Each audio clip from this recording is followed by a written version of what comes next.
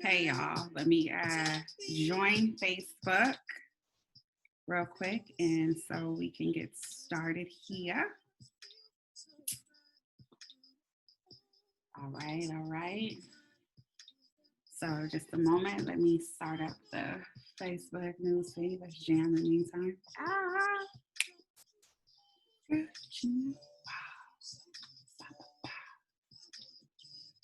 Happy Sunday.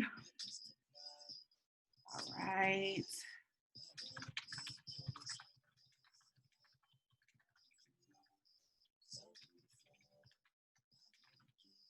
Hey. What you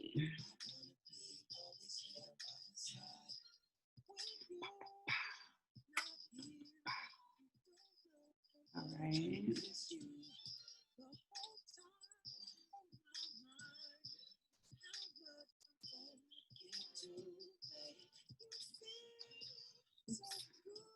All right. All right. Join the conversation. Let's do it. Station. All right. I know.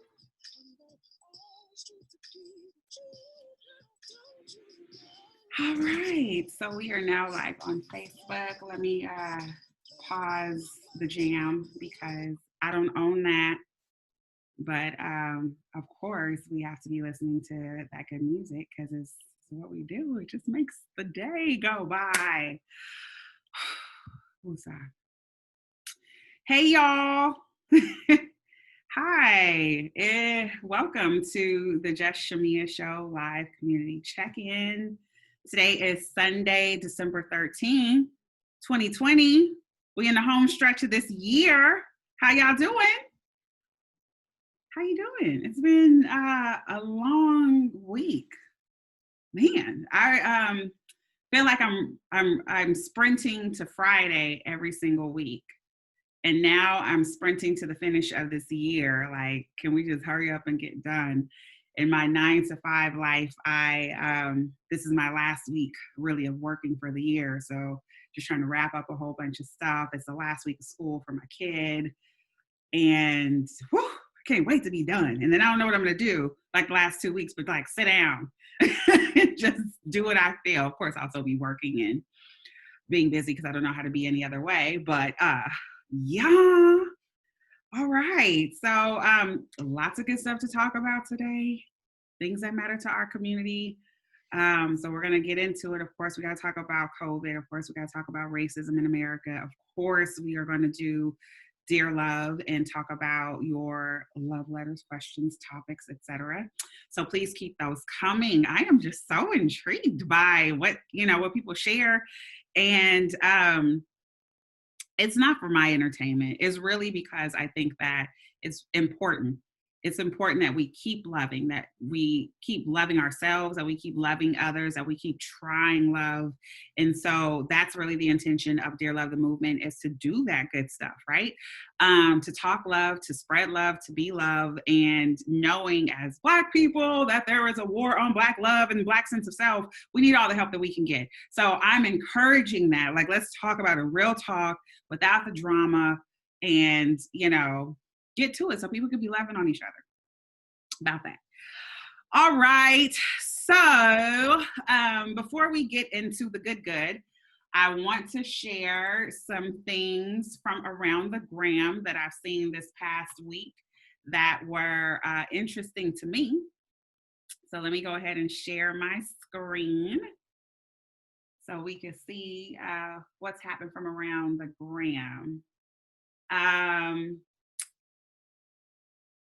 Yeah, so this was, when was this? So this was from Richmond Pulse. Shout out to y'all. Hey, just about Richmond's positivity rate for COVID and continues to increase by the hundreds each week.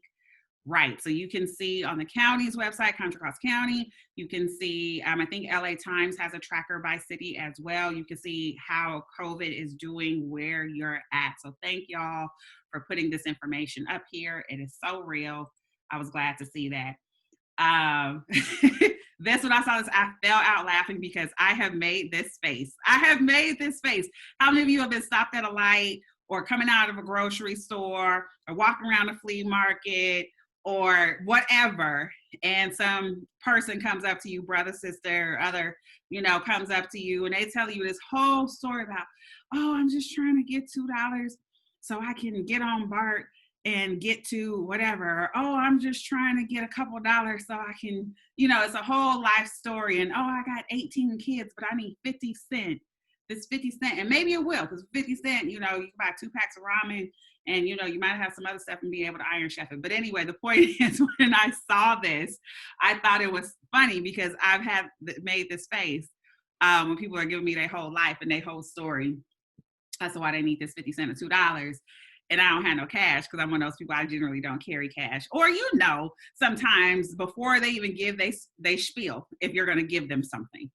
And so, this face. Anyway, I thought it was hilarious. Thank you at Black Gallivanter on the gram for posting that. It did something for me, made me funny. Sis, G's Rena posted about this. She said, did anybody else get a notification on their phone for this? So we woke up several days ago. Well, as Android users, certainly. I don't know about you iPhone people, holler, let me know. We woke up to this notification on your phone, on our phones, that they're trying to get you to activate this COVID-19 exposure notification from the Department of Technology or Department of Public Health or Google or Apple or whomever these people are that are just wanting more access. So this app is supposed to let you know if you, or really your phone, has been in close proximity of someone who has tested positive for COVID. And I think they use Bluetooth technology or something like that to tell you that. So you can opt into this if you feel, but I was like, what is this?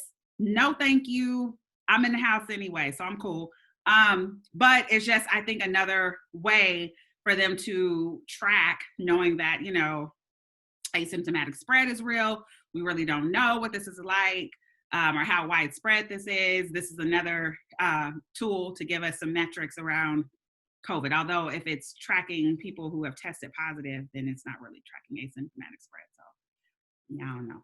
Anyway, if y'all chose to do that, let me know how that's working for you. I want to know, did anybody opt in for this? I didn't, but let me know if you did. Let me know how many pings you're getting, what the notification process is like. Supposedly they don't share anyone's personal information, but I'm curious. So I want to know about that. There's so much more we're going to talk about. This I thought was so on point by the sister Latasha Rothwell. Y'all know her from Insecure.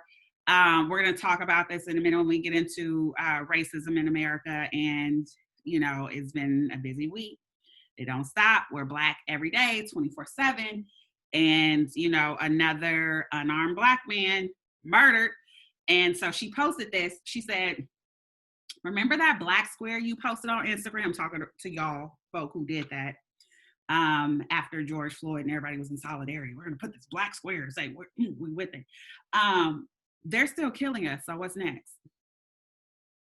Real talk, sis. Mic drop. Hashtag,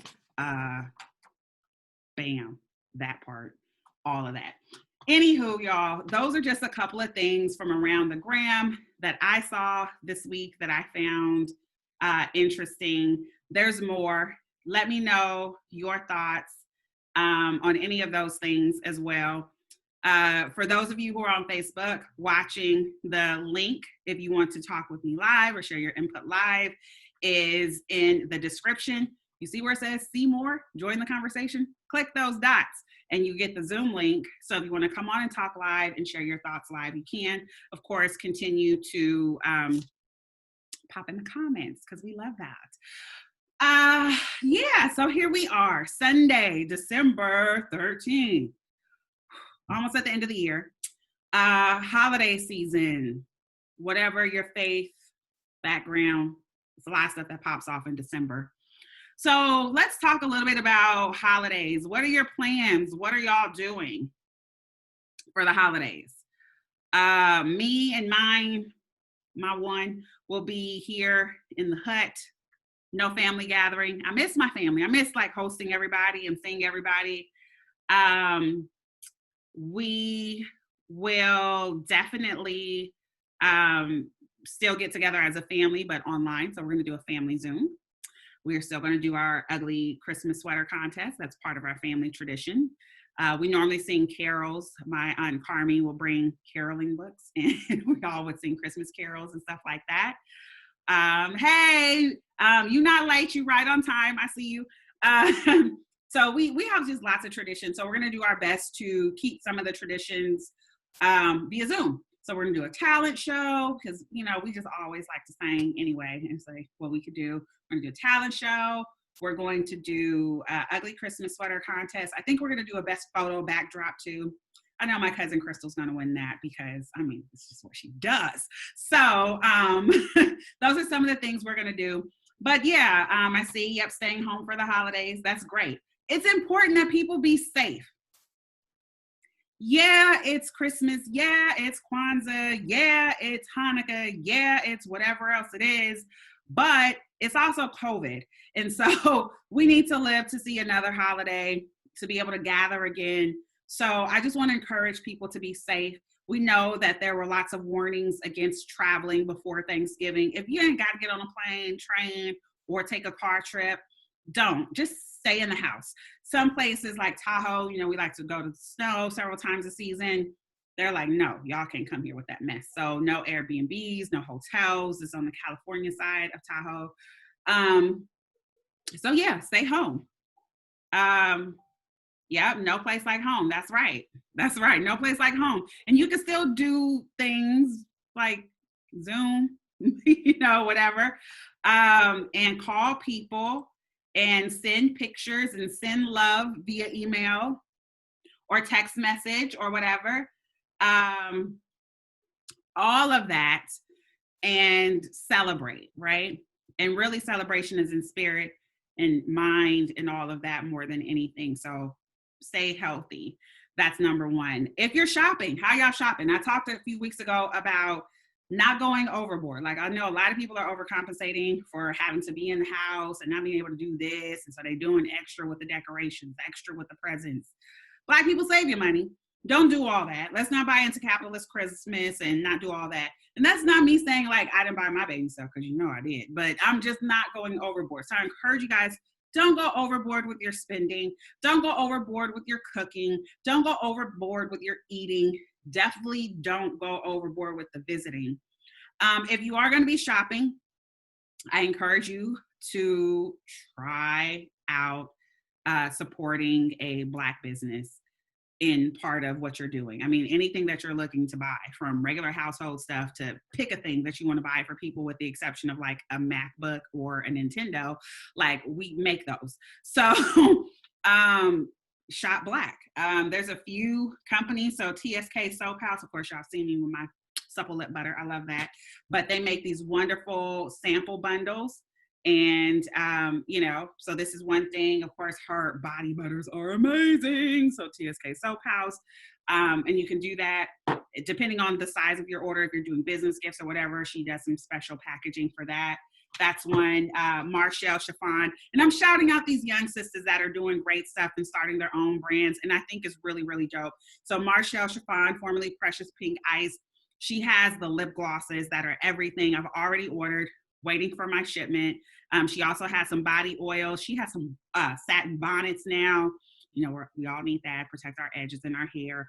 So that's Marshall Chiffon. So check her out. These companies are on Instagram. They can ship, you know, and it's just really being a model, walking the talk and supporting Black business. And I think it's really dope to have young people trying out entrepreneurship. You know, it's very, it's just part of our culture. It's what we do. It's what we do. So I think it's really dope. And I want to support the young people doing great things with their time and their energy. And it supports our community. So shop Black. And yeah, other thoughts about the holidays. Um, a lot of people are struggling in a few different ways. A lot of people are struggling financially this year.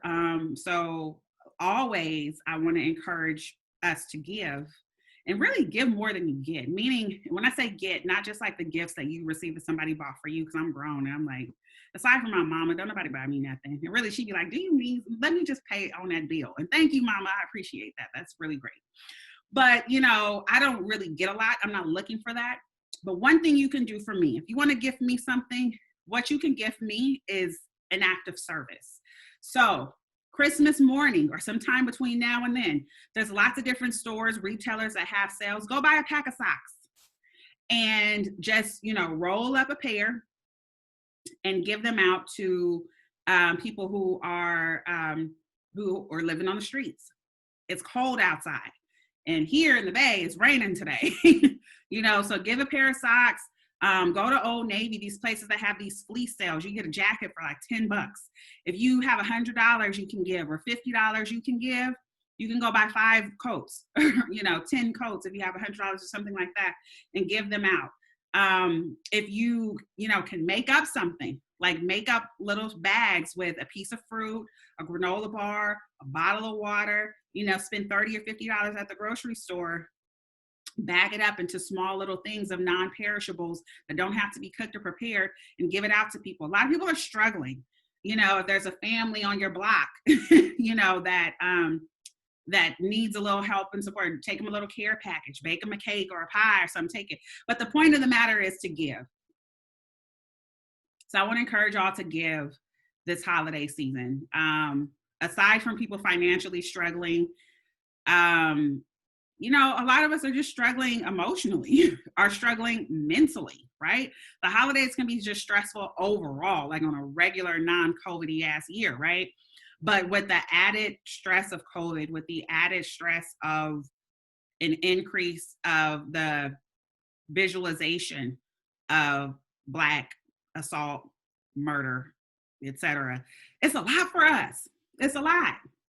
And so I want to encourage you to give, to support others, to check in on people, to give some kindness, to give love. You can pray for people without telling people you praying for them. And I saw something on the gram a few weeks back. Sister Shayla Bang, I think, posted this. And it was something, I'm paraphrasing the meme, but it was something like, when a Black person tells you they're praying for you, that was the prayer. And I know I've been guilty. They're like, I'm gonna pray for you. But literally while I'm saying that, I'm saying words to God in my head and in my spirit to you.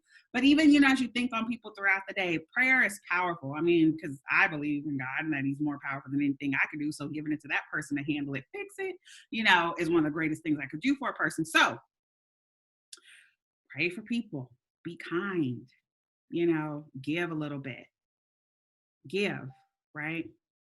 Serve, and then check on people. A lot of folks are struggling and having a difficult time. I've been talking to a lot of mothers lately. People are going through things in their relationships. We had in my city here, there was a murder-suicide just like a week or so ago here in the city. Young couple, I think he was 33 and she was 28, and they had 3 children. And so you just never know where people are. I know folks that are going through divorce and separation. I know people that are single parents and struggling. I know folks who, have actual diagnosed mental illnesses, and this is a time of year that can be difficult, and they struggle. So I just encourage you to check in with folks, but also check in with yourselves and see how you're feeling. Take inventory of, how am I doing for real? Like, I'm good, I'm fine, I'm pushing through, I'm making it, like all that shit that we conditioned to do. Nah, like for real, how am I doing? Do I need some rest? Do I need to talk? Do I need whatever? Do I need a therapist? What do I need? Who do I need it from? All of those things. Check in with yourself and check in with others, because it's real. Yep. I see y'all in the comments on Facebook. Hey to those of y'all who have joined. Hey, Cousin Doris. Thank you for watching. Hey, Romilla from Vegas. I ain't seen you in a minute, girl. Hey. Hey, sis, I shouted you out in one of your posts. You'll have to watch the replay from Instagram, which you posted. I appreciate y'all. So yeah, that's a little bit about the holidays, but y'all keep the comments coming about how you are celebrating the holidays, how it's different for you, how you're giving. If there's a Black business that you recommend supporting, please do that. And remember this, like, you don't just have to support them between now and December 25th. I mean, these companies are in business all year round. So if you don't get that holiday gift in, or your shipping isn't in, going to make it in time for holidays, guess what? You can give somebody starting the new year off fresh gift. Bow, here's a nice soap bundle for you. Or, whatever. You can always gift love. Hey, like my book, dear. I mean, not to do the shameless plug, but it's really not shameless because I'm proud of this. And I did that, but gift love 24/7, 365, 66 if it's a leap year. You understand? Like, you can give gifts, give of yourself and your heart anytime. So I encourage y'all to do just that. Just be smart and be safe. All righty, let's get into the guts. Let's talk the vid.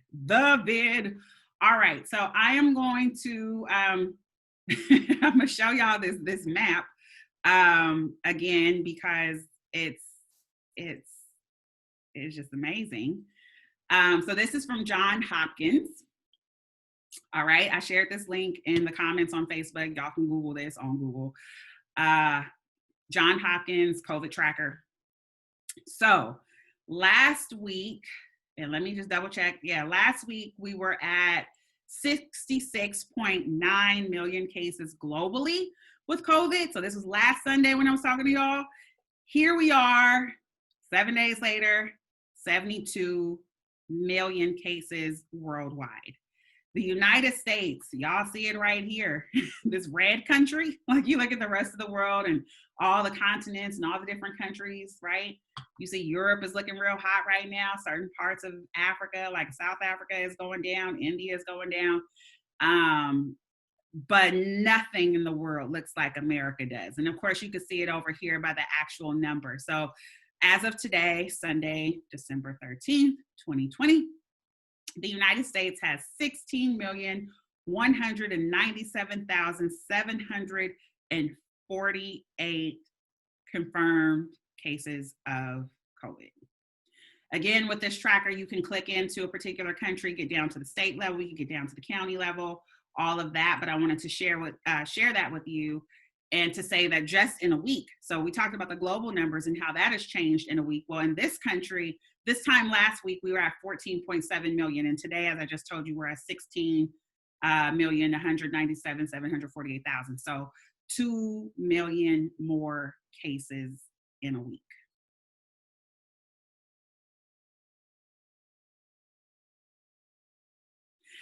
No, I didn't freeze. I paused. There's a difference, because I just saw some very bad behavior over this past week with my people, y'all cousins, y'all know them. They be out here. So over this past week, starting last weekend and throughout this week, we've had different counties here in the San Francisco Bay Area going into sheltering in place. And I saw, oh my gosh, so I'm looking in the comments. I'm sorry to hear about your friend and coworker who passed from COVID this past week.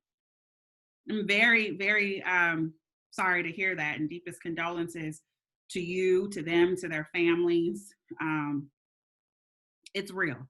Last weekend, as counties had said, next day it was going to go into effect, I can't tell you how many pictures I saw on Instagram and videos of your cousins out there. Oh, it's New Year's in the Bay. Woo, we got to turn up before the shelter in place. People drinking, congregating together, not wearing masks, taking the mask off to take a picture with this person you ain't seen in 6 months that you don't even know, like that. It was like, is it that serious?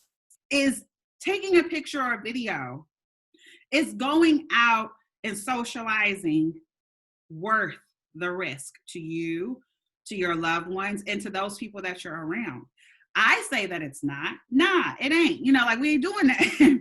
But I need y'all to think about that, because what I've been saying week after week after week is, yeah, here are the numbers, but here's how it's real for Black folks. We know that it's killing us. When we get COVID, when we get the vid, it's more deadly to us. And I've shared the links. I'll tell them to you again, a couple different resources. I can post them again here in the in the comments. You don't have to believe me. Go look for yourself. So one of them is you could go to covidtracking.com/race. And that's the COVID tracker that's hosted by The Atlantic. There's also apmresearchlab.org, and they track COVID's by race and things like this. Okay, Logan Dickinson, I don't know who you are. I'm going to trust and see and hope this isn't some mess. Let's see. But I want you guys to check that out. Okay, Logan Dickerson, whomever you are, can you turn your camera on? And you're connecting to audio. Okay, so while this person is joining, I want you guys to just to take a look at that. Logan Dickerson, can you turn your camera on? Oh, they dropped. All right. Don't worry about it. So anyway, the bottom line is that it's us, y'all. It's here and it's real.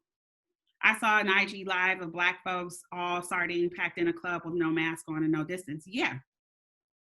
That's one of the comments that we have on Facebook. It's real. Another comment is really a surprise when our president called the virus a hoax. And although he's taking credit for the vaccines, many of his supporters still believe COVID-19 is just another flu virus. Facts. I mean, this man didn't had how many holiday parties so far at the White House, right? But that's neither here nor there, because we all have the power to choose for ourselves. We make our own choices. We're not all 4-year-olds that have to go wherever our mothers and fathers drag us. No, grown people. I'm talking to you. I'm talking to you. And you have the power to choose for yourself and to do something different. So I'm encouraging you to do exactly that. All right. So what's happening once again in the waiting room is I have some people waiting in the waiting room to get on. I don't know, y'all. I don't know a lot of people that may watch this show. But I'm not for the shenanigans and just the names and stuff I'm seeing. I'm feeling and sensing like this is some of the trolls that happened before, and they started with the racist comments and stuff. I'm just letting you guys know. I could take screenshots or whatever, but I'm not going to. So if you are on Facebook, because if you're on Facebook, this is how you get the Zoom link. And some of you are sharing that I'm doing this live right now, and I appreciate that. But as you share and you let your folks know that they can join, I want you to ask them or remind them that they need to have their name and they have to have their camera on. And I have that setting enabled through Zoom too. So if you're coming on and your camera is not on, flag. If your name looks like some crazy stuff, flag. I'm not here for the shenanigans, and I'm not giving it airspace, but real person, real people, and I can see who you are here. Or if there's more people in my waiting room that are on the Facebook Live and all that kind of stuff, because that's the only way you get the Zoom.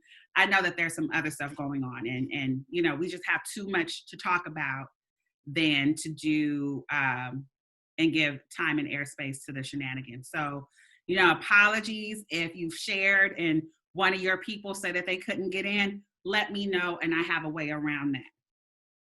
Otherwise, I'm taking it as some BS trying to sneak in. I'm not going to do that. All right, so back to COVID.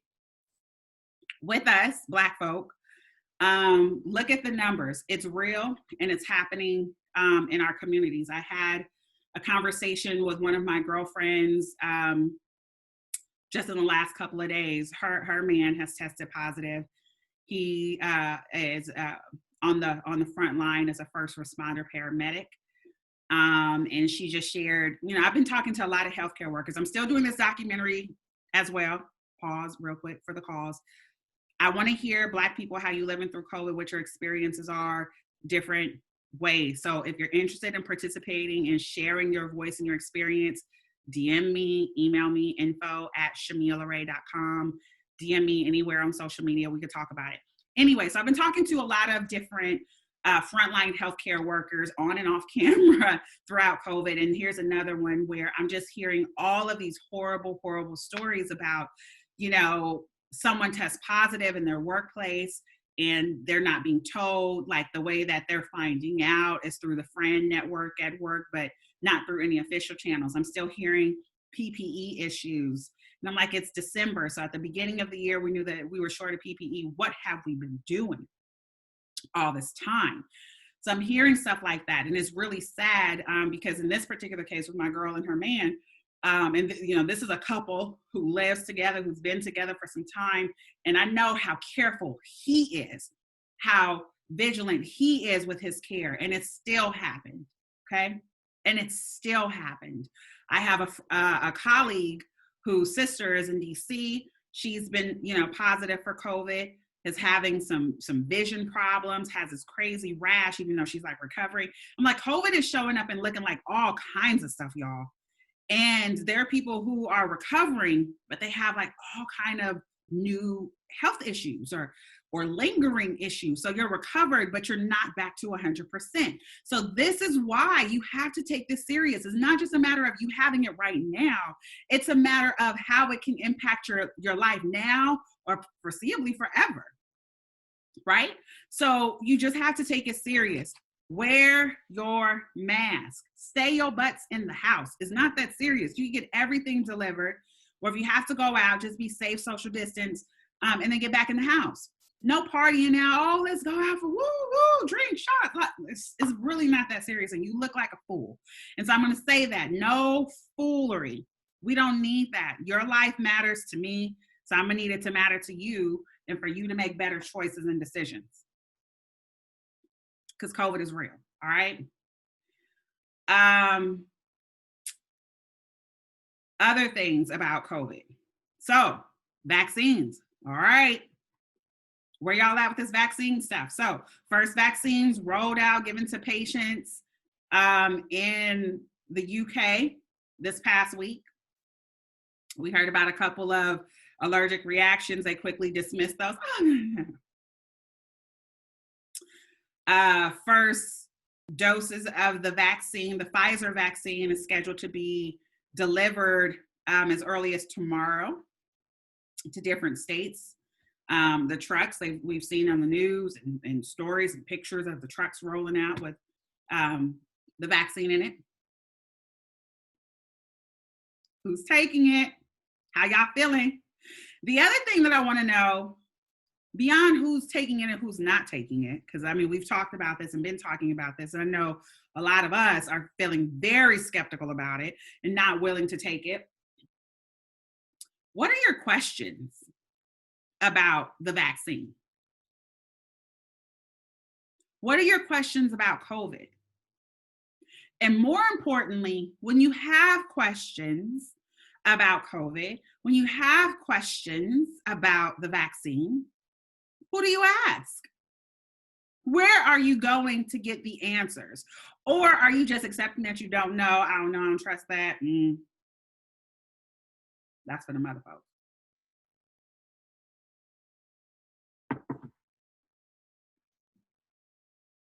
Where y'all going for your answers and your information?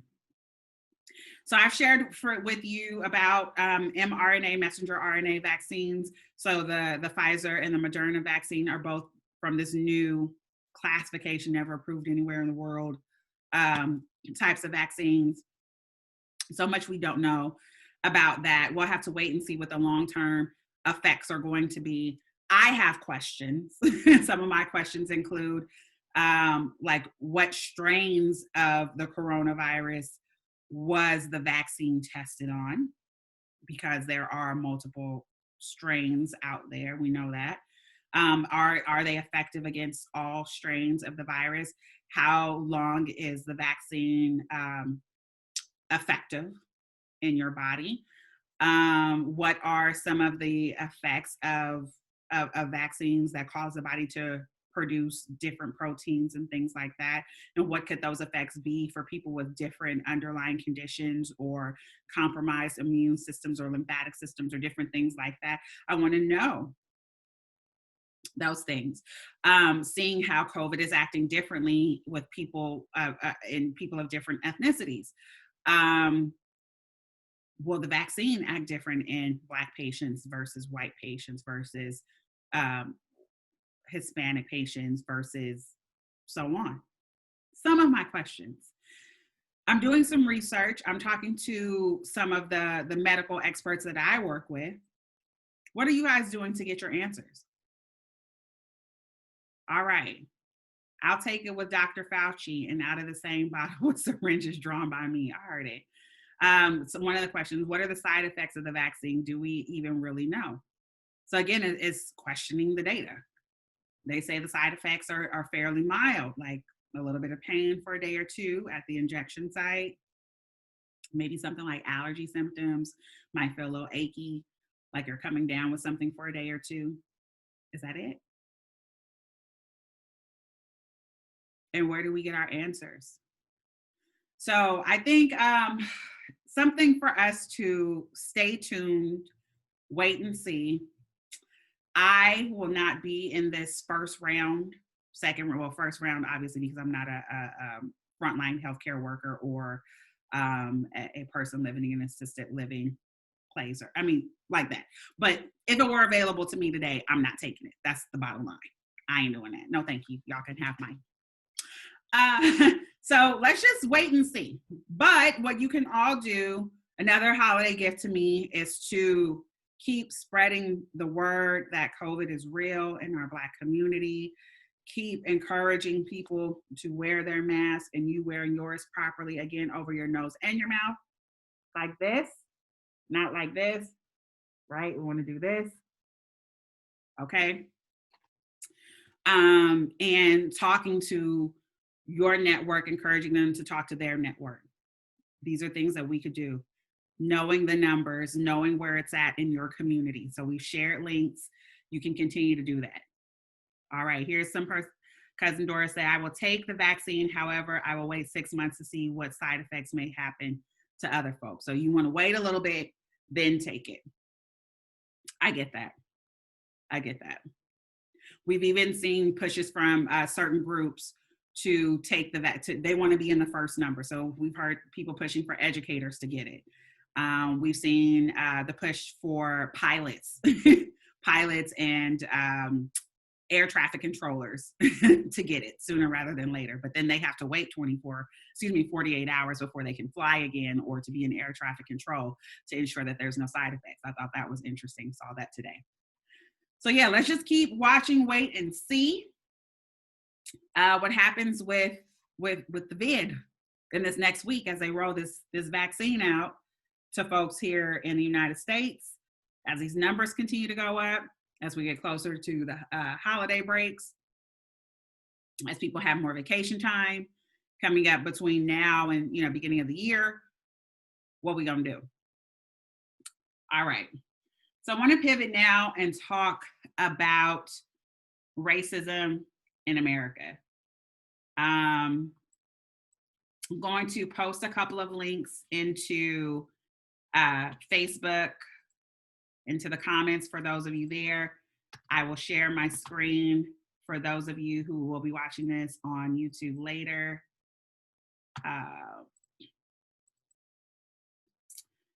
So the first thing, and this is what Natasha was getting to in her Instagram post that I shared at the top of the show. So Casey Goodson,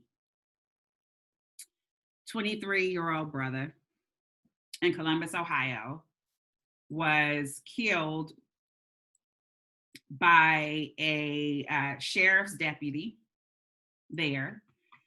And he had just come from a dental appointment and had stopped to get some Subway sandwiches for his family. And was on his porch. So he had Subway sandwiches for the family in one hand, keys, opening the door. This deputy was looking for someone else, I guess, and gunned this young man down on his porch. The officer was not wearing a body camera. the relatives, and there's different, 911 tapes are coming out. The relatives said that he was shot in the back. The coroner in this case has ruled this a homicide and said that Casey had a number of rounds in his abdomen, but they didn't say if, or what the entry point was, if they came from the back or if they came from the front. So the FBI is joining the investigation. So I'm sharing my screen now. I posted this link in the comments for those of you watching via Facebook right now. So this is from ABC 7 News. Read a little bit of this stuff here. Okay. So the family is calling for justice. Here we go, calling again for justice. After a 23-year-old was shot dead while entering his home on December 4th at Columbus, Ohio. Goodson was fatally shot, and this is where I'm reading right here. Goodson was fatally shot by Franklin County Sheriff's Office Deputy Jason Mead, but the details of what led up to the shooting differ between the authorities and Goodson's family. Of course they do, and there was no body camera. Mead, who had been taking part in an unsuccessful search for a fugitive along with the U.S. Marshal's Office, said Goodson was not the target of the search. And he said that he had waved a gun at him when he drove by his police car. So he's saying that this black man is just driving down the street, waving a gun at the police, then got out with his Subway sandwiches and walked to the door. And Mead says he confronted Goodson outside his home and he refused to drop his gun. U.S. Marshal Peter Tobin said at a press conference on Friday. But Goodson's family said he was returning from a dentist appointment and had a Subway sandwich in his hand, according to the family's co-counsel. So all this is going on. This is part that really gets me. My 5-year-old called me crying and screaming, "Mommy, Casey just got shot," said Payne, who added that the child witnessed Goodson's death.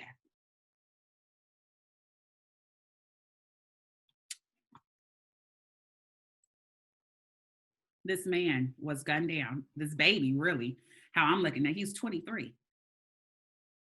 Young, gunned down on his porch with some Subway sandwiches in front of children. And this just happened with the brother. He wasn't killed, but he was shot multiple times in the back with his 3 children in the backseat of the car, paralyzed for life. This affects me.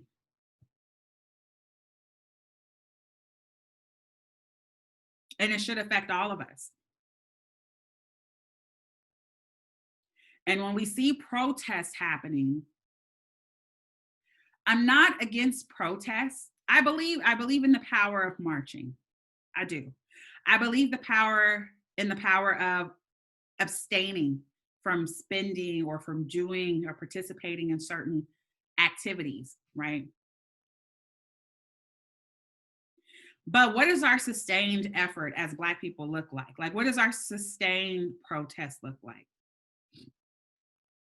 Taken to the streets here or there, corporations getting on board when George Floyd died and pulling their ads from Facebook for a month.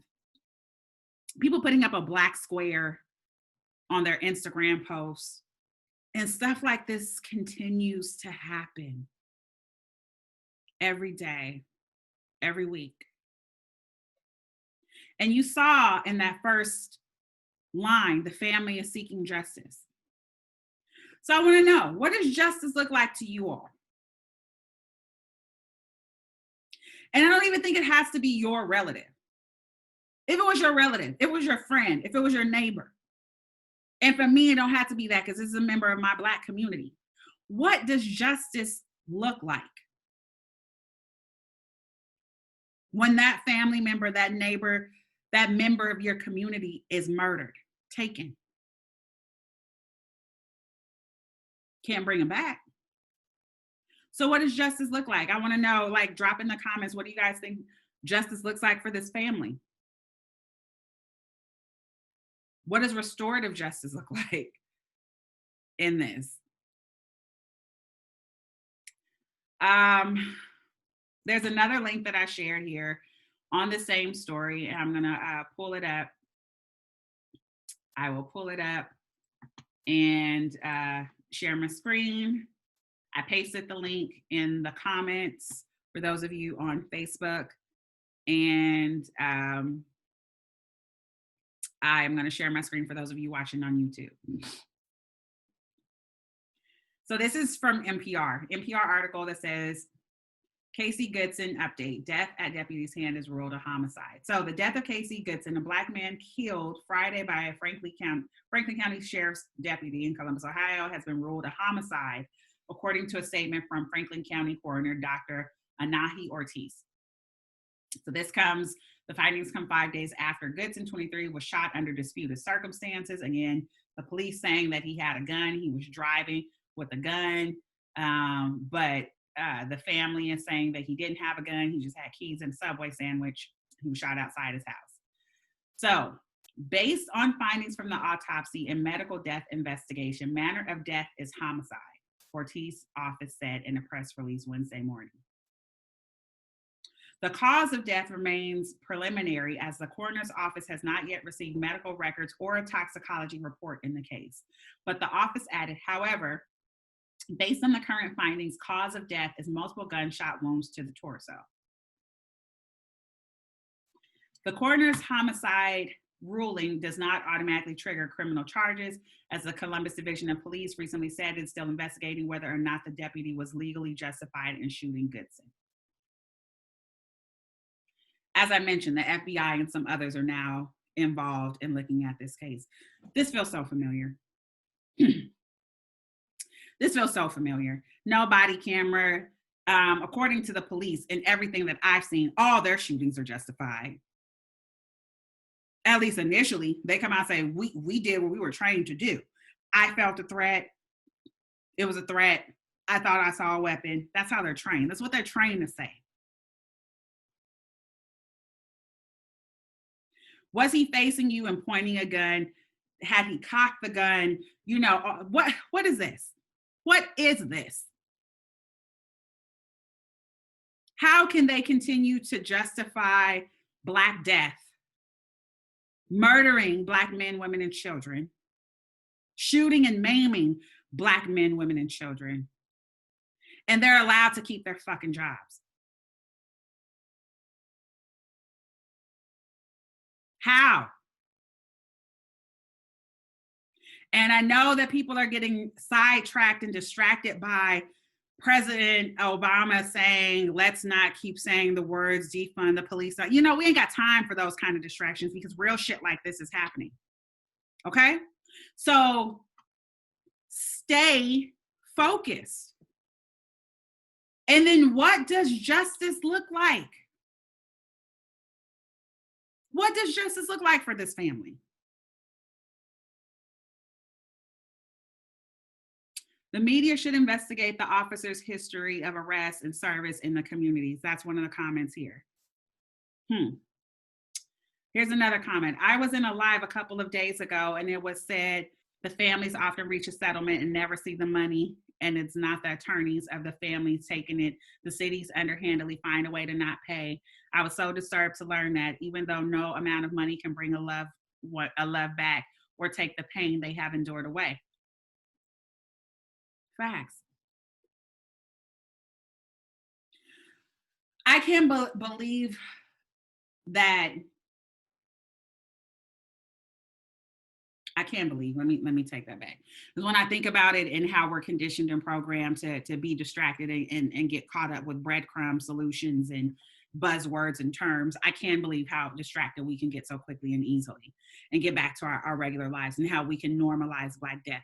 Let me tell y'all something, Black folk. This is not normal and it's not okay. And it's continuing to happen every day. Now, there's the things that we find out and we hear about on the news if it make it to the news or if someone posts something on Instagram. But think about all of the things that are happening every single day that we do not hear about. Think about all the situations where maybe someone isn't murdered, but they still are traumatized by encounters with the police or things like that. And then they go home to their families and how they show up in their families and what roots that takes and builds and grows in their families and what manifests from that. This is detrimental to our health. This is why we have to talk about it. This is why we have to think about and discuss, what does justice really look like when shit like this happens? And it keeps happening. This is part of America's normal and has been since we were stolen and brought here. So we're talking about justice, justice, justice, justice, justice in a system that was never created to be just for us or to us. What is this justice that y'all asking for? What does it look like? And we talked about a couple of weeks ago, we just came out of elections and we're hearing that Biden's, and Kamala Harris are appointing all these different people, and he's the president for all of America and has to do this. And when we hear them talk about what they're going to do for Black people, what do they talk about? They talk about criminal justice reform.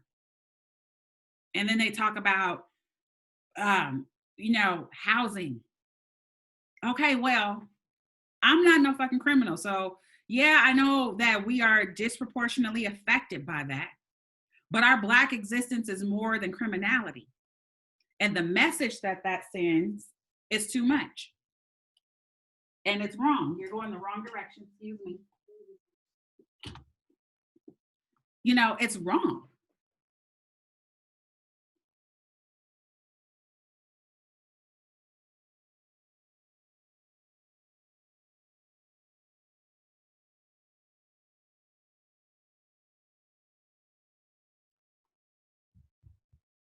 I see what you guys are saying. I see that the history of how police organizations came to be, what their purpose was, all of that. Yeah, it's important that we know our history.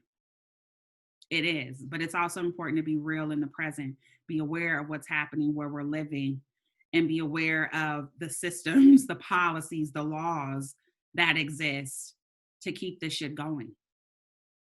So what are we going to do? Aside from this, in addition, in addition to this, the Trump administration is rushing to kill folk before he's out of office in his last month. So this past week, I'm going to post a link in the comments here for those of you on Facebook. So I'm going to post that there, and I will share my screen for those of you on YouTube. All right. So this past Thursday, this brother, Brandon Bernard, was executed for a crime committed in 1999. So in 1999, when he was 18 years old, he was convicted and given a sentence of death for his role as the getaway driver in this case where a white couple were murdered.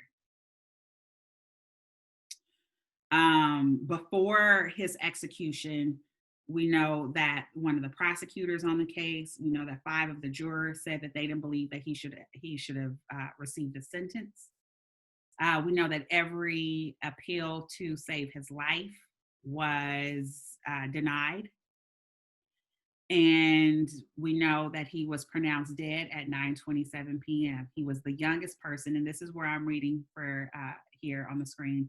He was the youngest person in the United States to receive a death sentence in nearly 70 years for a crime committed when he was an adolescent. Murdered for something he did as a child.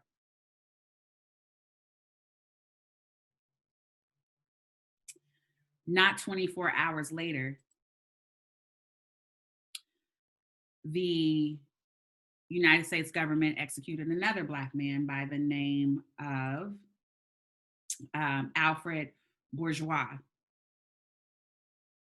24 hours after murdering Brandon Bernard. And there's a number of other Black men scheduled to be executed between now and Inauguration Day. This is also the first time in 170 years where any president has moved forward with executions during what they're calling this lame duck period, this time of transition between elections and the inauguration of the new president. first time in 170 years, and Trump is rushing and hurrying up and killing folk. And he's killing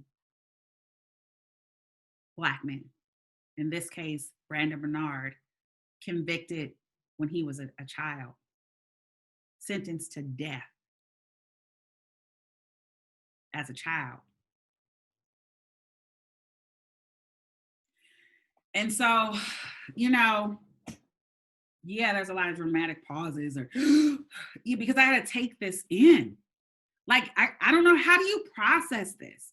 How are y'all living through this? How are you working through this? Were you aware? And then what do you do?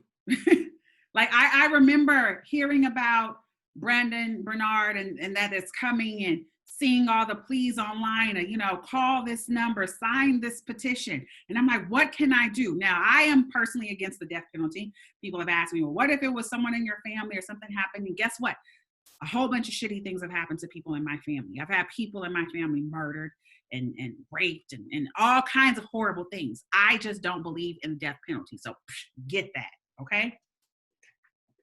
But especially in a system that's designed for our demise, that's designed to be unfair and unjust to us. I do feel that it's unfair. I feel that it's illogical. I feel that it's immoral to convict someone to death or sentence someone to death for something that they did as a child. Now, your brain is still forming even at 18, 19, 20, 21. He was 18, sentenced to death, and they killed him. That just happened. So I'm processing that. I'm processing that in the world where people get excited about hashtags. And where, depending on the traction of a hashtag, companies jump on the bandwagon and capitalize on that and say, we're conscious too. And then we say, yay, go ahead, this company, yay, go ahead, look, they posted something, yay, they down for the cause because they hashtag Black Lives Matter. We can't be that naive. We can't be. And I'm saying, not that we aren't, but we can't be. Why? Because it's detrimental to us. And when we are that naive, when we become that complacent,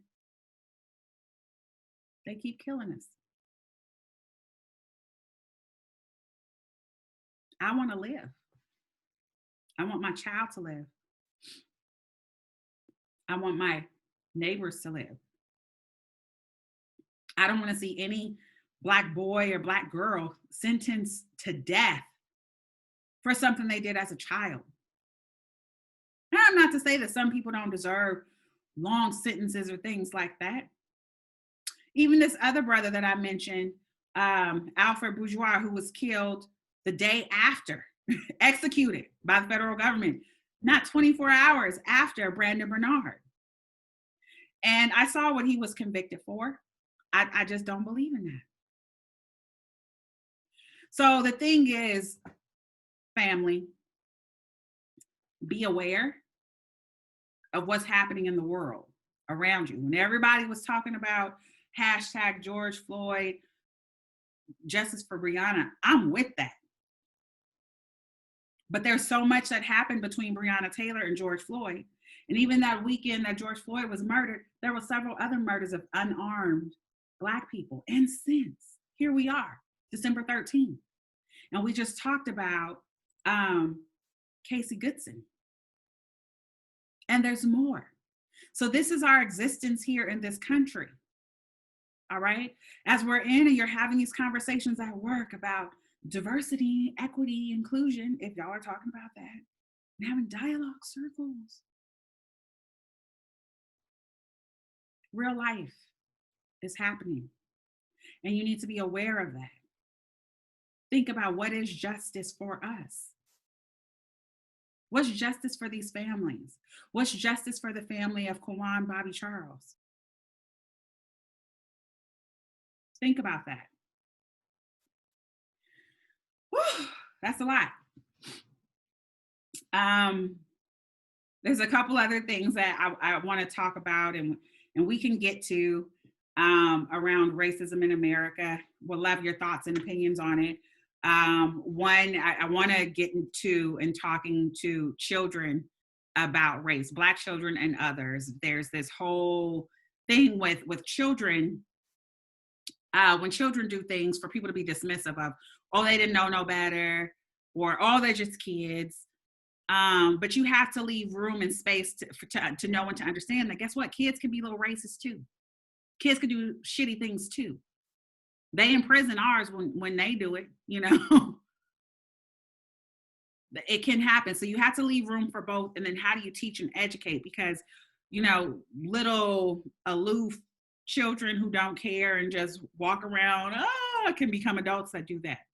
And children who are racist and practice racist behavior that gets dismissed or swept under the rug grow up to be adults who do the same thing. Right? Or they practice all these microaggressions, as they call them, microaggressions.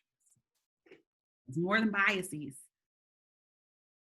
So I want to get to talking about that, and we'll do that in the coming weeks because that's a whole lot. And people are the kids, and yeah, but you need to talk about the kids because they're seeing it, they're receiving it, including the images that we portray and are putting out there for our kids of what beautiful and Black excellence looks like.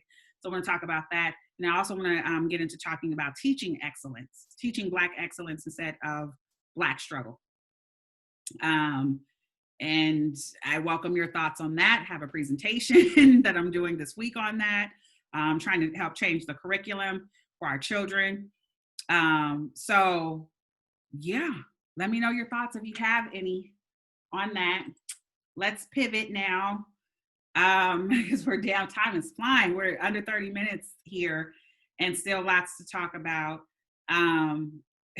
We could spend all day talking about this, and it's really about you all and how you're doing. I appreciate all of those of you rocking with me on Facebook Live, those who watch YouTube, those who share the links. Thank you. I appreciate that. I mean, your thoughts, feelings, and opinions of topics that matter to you are important too. And that's what I'm here for. That's what this format is for. And you know, things that are on your mind, your thoughts and opinions about things, I want to hear that. Let's have this tribal council and discuss what's relevant and important to the health and safety and well-being and growth and sustainability of our community. That's what I'm here for. All right. So we'll keep talking about that. All right. Also, Black excellence in our own community. Yes, we do need to talk about that. What does it look like? And not just talking about it, how are we modeling Black excellence in our community? And the standards that we put on excellence as well. Excellence isn't being a millionaire, because the majority of the people in the world are not that, and you could be excellent wherever you're at. So we want to be talking about that. Building community advocates, absolutely. What is an advocate? An advocate isn't somebody that people call an advocate. You know, you can be an advocate by what you advocate for. So we got to talk about some of these things. A lot of folks, you know, especially as you talk to young people, they have all these notions around, you know, what it takes to be great, what it takes to be excellent, what it takes to be an advocate or an ally or whatever. And, you know, who has to stamp you that in order for you to be such? You do. Who determines an expert, your expertise in something? You do, based on how much you study the thing and you put it into practice. That's what makes you an expert. Not someone stamping you. Then that's giving you an accreditation, right? Or they're recognizing you as something. But right, how do you recognize your own excellence? How do we recognize excellence and advocacy and support and all these different things in our own community, so that we could talk about all of that? As we do, y'all keep the comments coming. Want to pivot to talking about self-care. Again, we talked about the holiday season.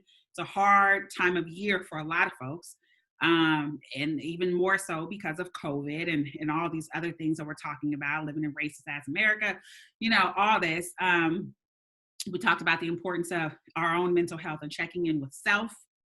How am I doing? How am I feeling? What do I need? Who do I need it from? What do I need from myself, of myself, for myself? Self-care. Self-care starts with checking in with self. How is Chamia doing today? and then caring for myself and doing some things for myself. So, what have you guys done this last week for your own self-care? I want to hear it. Drop it in the comments. Message me later. You have some ideas for other folks, things that they could do for their self-care. Let's share it. So some things that I've done this past week, aside from drinking lots of water, which I need to do more of. I've been doing some things out of my comfort zone. For example, and it might seem like a small thing, or something that's even funny for y'all. Today, I made banana chocolate chip pancakes. And they were delicious, hella good. Buttermilk, everything, delicious. But that was definitely out of my comfort zone. Why? I probably haven't made pancakes in, it's been over 15 years. It's not something I'm great at. I don't have the flip down. Even here today, the flip wasn't great, but the outcome was great. My kid liked them, and I'm like, that's all the kudos I need and confirmation I need, because he don't really like pancakes like that, but he ate them up, So that was something I did. It was doing something that I'm not necessarily comfortable with, or, I can't do this, but I did it. And it made me feel good, like seeing the golden brown on the pancakes, and, and they tasted good. And, so that was one thing I did. But doing things outside of my comfort zone has been part of my self-care this week. Reading and listening for empowerment. So we can read and listen to a whole bunch of different things that, are just fantasy, or that tear you down, or just do whatever, just don't really contribute to your betterment. And so I have been listening to things, reading things, watching videos on YouTube, reading books, things from Queen Afua, or just whomever on, understanding my Black self and doing things that are for my Black health. And that's been great and part of my self-care. Other things I've done this week, checking in with my doctors. One, how y'all doing? It's good to build a rapport with your doctor. Now, they might see, hundreds or some of them thousands of patients, however many patients they see. But I want my doctors to kind of know me, care about me, also know that I care about them, especially all the work and things that they're doing in this pandemic. I'm a person who believes in using my insurance, getting things checked up on when I need to check on them. That's absolutely a part of self-care. So I reached out to my doctors. Hey, let's check this, let's check that. I'm healthy and I want to stay healthy. And so in order to stay healthy, I'm going to be proactive about my health. I'm not going to wait for something to be wrong. I'm going to reach out proactively, make sure that everything stays right. And so that's something that I've done this past week, is reaching out to my doctor. So my primary and my OB. I'm reaching out to everybody. Let's get some labs. Let's do this. Let's just make sure. That's part of my self-care.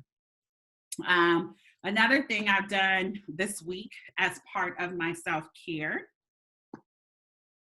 I went to a florist and I got some fresh eucalyptus. So you can go, especially here in California, it grows, and there's several different varieties. And he started schooling me. He was like, well, what kind of eucalyptus do you like? I have 3 in stock, and it was great.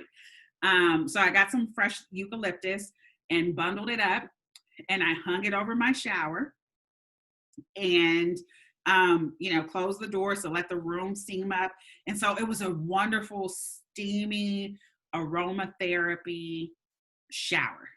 And so that's part of what I've done this week for my self-care, and it's great. And it's something easy you could do, and it costs like next to nothing. But eucalyptus has a lot of great properties for the body. You can read about it. That's been part of my care. What you guys do? Okay. You had the best birthday ever. Yes, more on that later. Happy birthday, Mom. All of a sudden, I have this nasal drip going on. I'm like, where did this come from while I'm on the phone? Allergies, I guess. I don't know. Okay. Y'all ready to talk about love? We're going to talk about self-care, self-love. Now we're going to get into hashtag Dear Love the Movement, share and read some of your love letters. Want to encourage you guys to keep them coming. Please send me your love letters, your love questions, your love topics. You can DM me on Facebook or on Instagram at just Chamia, Chamia. You can also DM me on Facebook at Chamia LaRae. You can email me info@chamialaray.com. Please keep in mind that I am not about putting people on blast. So I will not share your name. Even if you share your name, I will not share the names of anyone in your letters or your questions. If you provided those, I will change them or, omit them. It doesn't change the context of the story. So keep them coming in because love is important. Love is essential. It's essential for our growth and sustainability as a culture. I believe in Black couples. I believe in Black marriage and Black love. I believe in Black families, and I want to see that. So let's talk about it because this system is not set up for the success of those things. It's set up for tearing down this and keeping us confused and away from each other and not believing that it's possible. But we have thousands of years saying that it is. So I'm going to choose to believe history, the thousands of years of history that tell us that we can be together, that we can love each other, that we can raise and support and grow Black families and community than, the last 40 years in America, where there's been lots of things that tear down Black family, from unemployment to mass incarceration to drugs and all these other things systemically put in place to tear down this image of self, Black families, and all of that. It's possible, y'all. So I'm going to talk about love. So send me your love letters, love questions, love topics. Let's get into it. All right. Hey, Mr. Bell, how are you? I saw your pictures. I love he creates his own Christmas landscapes and creates, I saw he created a Fred Flintstone and he'll build a whole train set, carve the wood and do all this stuff. It's really cool. So anyway, I saw that. Hey. Okay. So let's get into your love letters, love topics, etc. First one. Okay. I'm in my 50s and have been getting to know a young lady in her 40s. Well, thank you. I'm still a young lady in my 40s. Okay, anyway. Okay, so I'm in my 50s and have been getting to know a young lady in her 40s. While she's not perfect, and none of us are, I like her a lot. I enjoy her company. She's easy to talk to, responsible, a good mother, has some wisdom, and is generally a very capable person. She's also physically beautiful. We've been talking for over a year, and I sense she's growing impatient, wanting to take the next step in our relationship, whatever that looks like. As I stated, I'm in my 50s. I've never been married. And at this point, I'm extra cautious because I don't have a lot of time to keep trying and failing at relationships. I like her a whole lot. She is definitely wife material, but I can't and won't rush into a relationship for her or anyone. How do you advise I move forward in this situation? Signed, Mr. Intentional. All right. Those of you on Facebook, in the comments, what advice do you have for Mr. Intentional? He's a 50-something-year-old man that's dating this woman in her 40s. They've been dating, he said, for about, talking, he said, for about a year. He really likes her.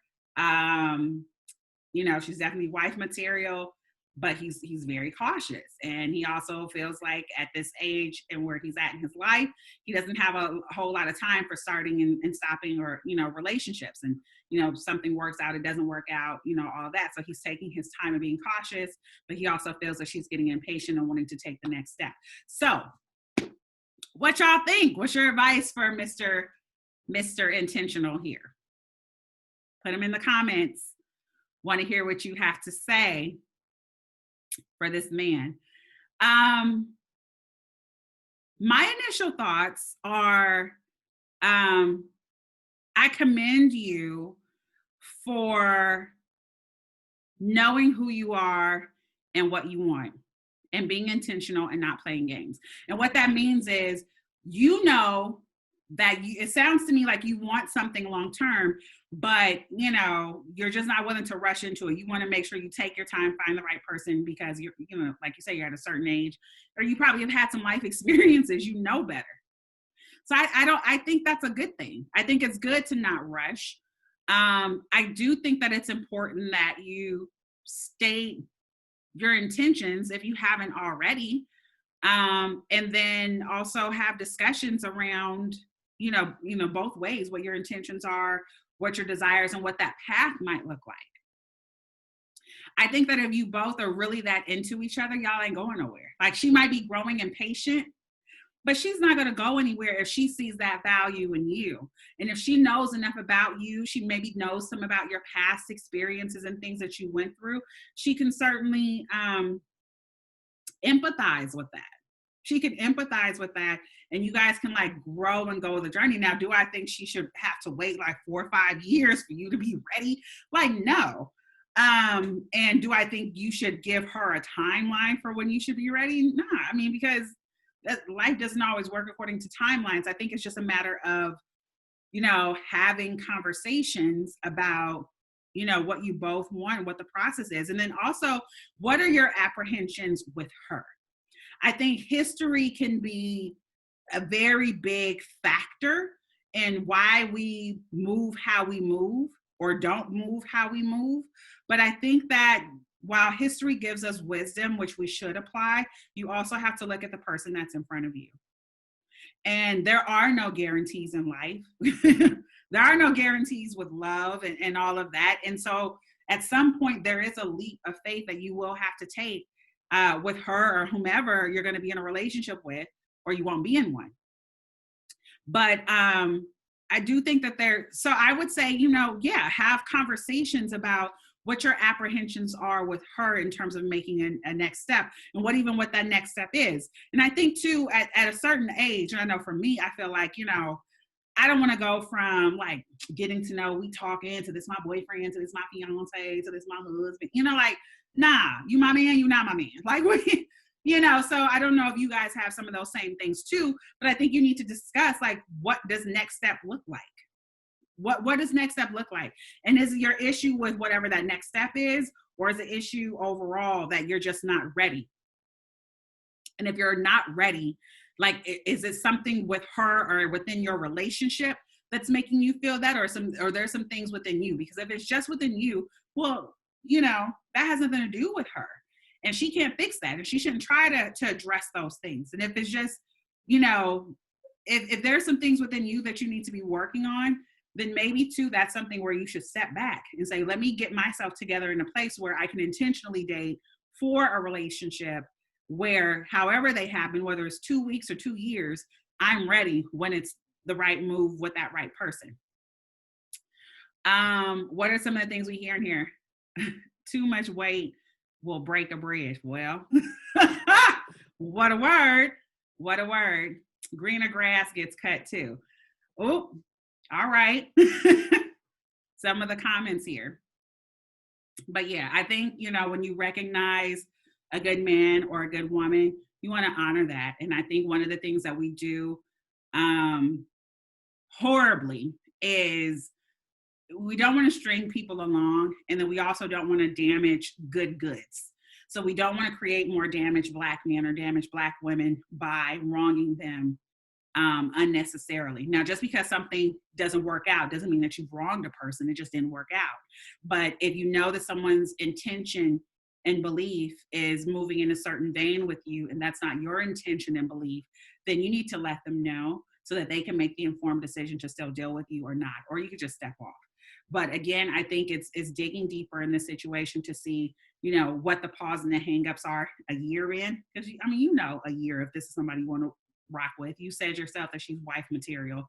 But if you're not ready, is it something about her or y'all relationship that you're not ready with? Or is it something in your own life that you're not ready with? Or is it just like a mental block? It's something you just got to get over and you're scared.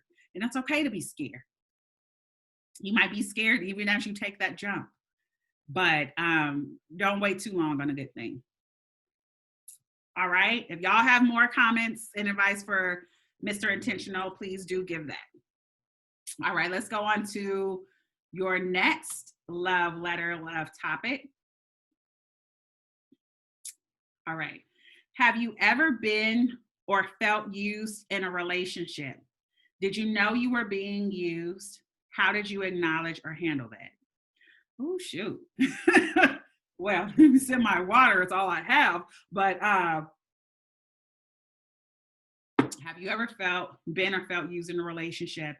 Did you know you were being used? How did you acknowledge or handle that?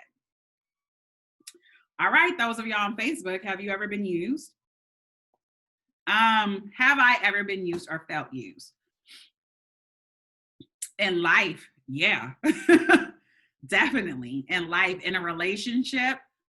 I won't say that I have been flat out used, but I also am a person that I don't let a lot of people in or get close to me. Maybe that's to a fault or to my own detriment, but I haven't always let a lot of people get close to me or, get into my inner judge. And I haven't dated a whole lot of people. I was in one multi-year relationship, and then I was in a really long-term relationship and marriage. And then I was divorced and oblivious as a new mom for a few years. So I'm really only getting into dating again over these last few years. And I haven't, filter out a whole bunch of folks before you get close enough to actually be in my life, nevertheless use me. So I haven't had a lot of that. That being said, I have absolutely been unappreciated. And I think that there's a difference between being unappreciated and being used. I have absolutely been unappreciated. How I've even been taken advantage of, like my kindness, in which then could you say that used? I don't know. I don't feel like I've been flat out used. But if I felt somebody was using me, what would I do? I would confront it. And so if you feel that you are being used in a relationship, and I don't care what kind of relationship is, if it's a family relationship, a friendship, a romantic relationship, excuse me, I don't think that's okay to let that pass. And I think that the moment you feel that is the moment that you should address it. I was doing this thing, and I know I've been helping you out a little bit extra over here with some change and but I'm feeling that whatever. You're not even trying, I'm subsidizing your income essentially, and, you're using me. Whenever you're feeling that, address it. You don't want to let that settle in, because feeling used can turn into resentment and bitterness and all kind of other stuff. But so no, I personally have not felt used. I felt unappreciated like a mofo, right? But you should acknowledge that. Have the conversation. And if the conversation can't be had, meaning you try to start it and the person isn't willing to participate or hear it, stop what you're doing so you won't be used anymore. That's a you thing. You can control that. That's my advice. Anybody else on Facebook? Y'all have any other advice on that? I personally, I haven't had that. I haven't had someone just use me for sex. We've used, had a mutual understanding, and that's what it is. But it's not, I don't think that's what you're asking here. I think I know what it's like to be used. I know what that means. And I haven't had that. I've been absolutely unappreciated. But yeah, the moment you feel used, or if you feel unappreciated or undervalued, address it immediately. And if you're not satisfied with the response, or it's not a welcome conversation, you don't see a change in behavior, what do you need to do? And cut don't necessarily mean throw the relationship away. It means stop the action that's leading to that use, or that whatever, that usury or whatever. You have the power to do that. So I think that's just general relationship advice, is recognize what your own power is in the situation, what you control, which is your actions and decisions, right? You decide what you're going to do and how you're going to respond or not. You can be complacent and just going on and feeling shitty and, letting somebody do this thing to you, or you can have a conversation, address it, and, clear the path. And if they don't want to do anything different on their part, guess what? So that is, that's my advice there. If you guys have any other advice, feel free to type it in the comments. I could get into a whole other, but I want to give these the time that they deserve and require. So I'm going to save the other love letters, love comments for next week. So that was a question. Are you going to do another one next week, Chamia? I will. Next week's will be the last of the year. Then we'll break for the holiday. So I will be here same time, 2:00 Pacific, next Sunday, the 20th, which is my cousin Kim's birthday. Hey, girl. All right. So before we get out of here, I want to give some shout outs for Good-ish this week. If you guys have some shout outs that you want to give, go ahead, type them in the comments, DM me, etc. We can always do that as well. Hey, Miss Monique, thank you for sliding through. Appreciate that. Yes, communication is key. Going back to the love letters. I see that. All right. So this week, shout outs for the good. So I want to give a shout out to my homegirl, Joy. Just another Black mom, and we talk about Black mom stuff. So we had a call yesterday via Zoom, and we were talking about the kids and the voices in our, all kind of stuff like that drive us nuts. And I was talking about my voice as we were talking about people's voices that drive us crazy. And I said how I don't like my voice recorded. It sounds real nasally. And she was like, are you kidding me? I love your voice. Your voice is so soothing. And I was like, girl, lies. But anyway, she was like, serious, dead ass. She was like, no, I love your voice. You have a beautiful voice, Chamia. So I'm like, oh, okay, you say so. But anyway, thank you for that. Thank you. You don't know how some people receive you sometimes. I just know how I receive and feel myself. I love me, all of me, even my little high nasally voice on recordings, but she likes it. So thank you. So shout out to Joy for that. I want to shout out the My Life Unscrewed cast, my girls. So on Tuesday, if you didn't see that, it's been a couple years since we caught up with the cast of My Life Unscrewed. And Tuesday, we did a live sip and spill, live streamed on Facebook. It's on my YouTube channel. Y'all can go over there and catch up. Thanks to all of you who watched My Life Unscrewed and said, when y'all coming back? We're going to work on that. But it felt really good just to have like the whole group together, that just felt spiritually good to me because it's always a good time and we laugh so much. And the group texts afterwards are just always hilarious. So shout out to the entire #MLU cast. I appreciate y'all. Shout out to my mama. Hey, mama, who has been on here rocking with me. And she had a birthday this past Wednesday. Thanks to all of y'all who gave my mom birthday wishes on Facebook or called her, text her, everything. So shout out to you, mom, who makes life look glorious. I'm not going to say your age. Who just makes life look glorious, you and all of your wardrobe changes. I had a very happy birthday turn up with you. It was great. I had to leave the party because I was like, I got to go to work in the morning. So like they was doing that. So yeah, shout out to mommy. Happy birthday. And I just want to shout out mamas everywhere. Again, just in my advocacy and work in the community, I talk to a lot of moms, and we're going through and dealing with a lot from distance learning to, helping our kids understand COVID. I know a lot of people are going through relationship things. I was on a call earlier today. So shout out to all the moms on my diversity, equity, and inclusion committee, going through things and parenting children with learning differences and things like that. It's hard, and we need our dads. We do, but mamas though, mamas hold it down and do so much. And it's one of the most thankless jobs in the world. It's a 24/7, 365 job. I know so many moms who still get up in the middle of the night to make sure their babies might be 13 or however old they are, but make sure their babies are covered up and not cold in the middle of the night. Or, just doing regular mom stuff that people just don't realize, and building up the esteem and the self-love in these little people so they could grow up and be strong adults with a strong sense of self. So just shout out to all the moms out there for doing what y'all doing. It's a hard knock life. So yeah, that's, folks doing good stuff out here. I appreciate all of you again for watching. If you have topics that are relevant to our Black community that you would like to discuss or see discussed here on the Just Chamia Show, feel free to DM me at Just Chamia on social media, Twitter, Instagram, Facebook. Feel free to email me, info@chamialarray.com.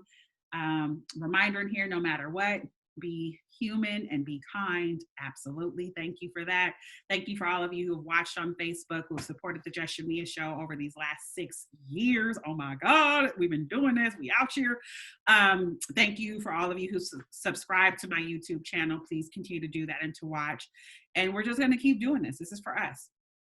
So I will see y'all next Sunday, 2 to 3:30 here on Facebook Live and back on YouTube. Until then, be blessed and be a blessing. Ciao. Mwah.